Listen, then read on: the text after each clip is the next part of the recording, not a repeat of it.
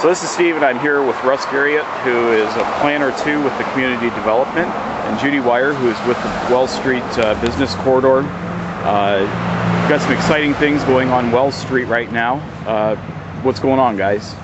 Well, we're in the midst of a streetscape improvement project that's going on along Wells Street from the river all the way up to Huffman Street. We're going to have new curbs and sidewalks, street furniture, brick pavers,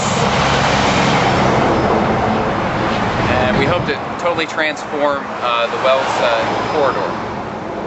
Okay. How's the work going so far? So far, the project's really moving really well. We seem to be on schedule in terms of the concrete.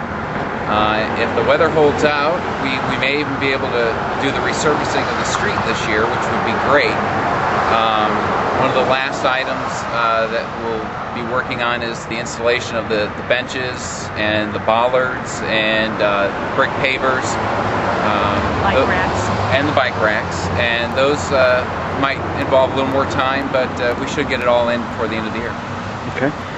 Part of what's also going on is there was a little bit of commercial facade grant money that came into the neighborhood with Hyde Brothers, and what all has been done with that in the corridor?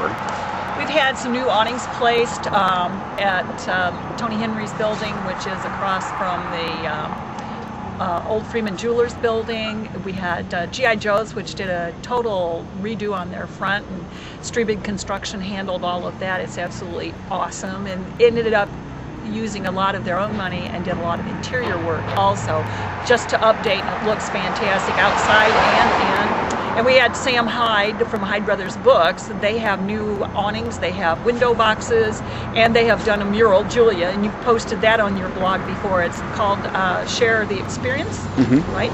That's right. Absolutely awesome. Encourage everyone to go look at that. You'll find many things that you remember, and some you don't, and some new ones.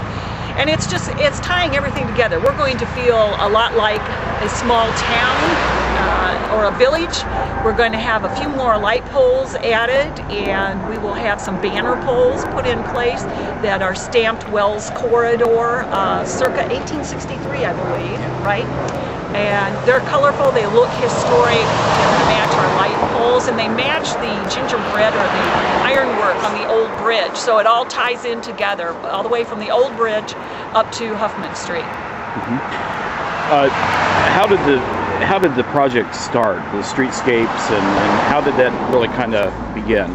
Well, the whole the project really began with the business group coming to the city, making a request for some improvements along Wells Street, both some physical improvements and then also some changes in the zoning classification. And so we worked with Judy and the Business Association for a while.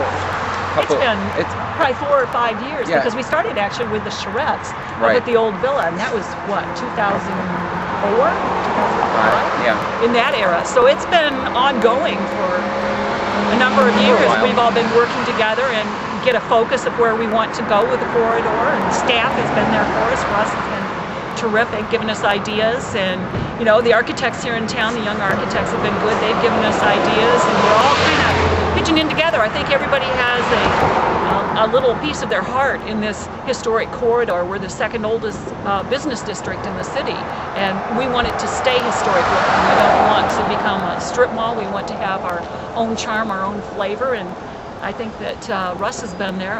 We started with the Charettes, like I said, when you were involved in that. Right. Suggested those, I believe. And the real success is, I think, a collaboration between the city and the business community. They really have to take ownership in the improvements and wanting to better, you know, the district in which their businesses are located. So just doing streetscape improvements on their own isn't necessarily going to be a success. I think it really takes a lot of hard work and dedication from the standpoint of the business association, getting everyone to rally together, to communicate, work together on beautification and marketing and promotion of the Wells Corridor. How important is it, or I guess how do I want to ask this? Is it possible for citizens to get involved in something like this? Just average, everyday citizens. Well, sure.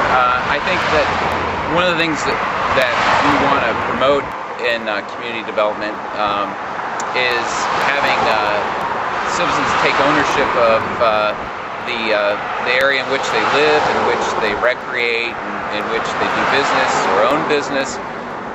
So any way you can get involved in obviously in this situation we're talking about a business association, but even where you live, to be more active in your neighborhood association, we do neighborhood planning in our division, community development, and so one of the things that we think is vital is that people take ownership in making the improvements that they want to see. You know, we said that it started with the charrettes, but you know, it actually started before that. It started with the Bloomingdale Spiral CDAP, which is the Community Development Area Plan. And in there, one or two of the things was they wanted the Wells Corridor, the business association, to get reactive because we had died out, and they wanted us to get active again. They wanted us to help to stabilize. If we became more stable, then it'll spread throughout the community.